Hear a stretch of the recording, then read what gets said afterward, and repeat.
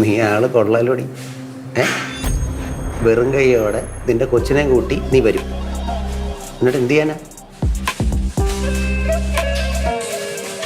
നീ എന്താ ആരും ഇങ്ങനെയൊക്കെ പറയുന്നത്? ഞാൻ പോണ്, നീ വേറെ ആളെ നോക്ക്. അപ്പൊ നീ എന്നെ ചതിക്കുകയായിരുന്നോ? ഓഹോ, ഞാൻ ചതിച്ചെന്നാ? കല്യാണം കഴിഞ്ഞ് ഒരു കൊച്ചുള്ള നീയല്ലടി ഭർത്താവിനെ ചതിച്ച് എൻ്റെ പുറകെ വന്നത്.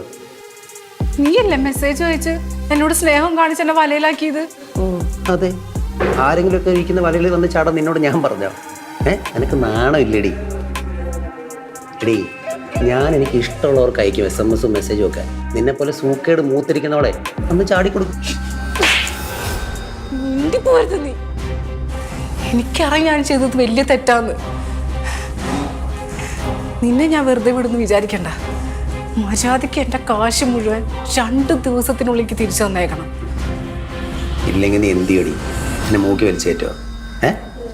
എടി, ശരീരം വിറ്റ് ജീവിക്കുന്ന പെണ്ണും കൊണ്ടറി ഇതിലും അന്തസ്സ്.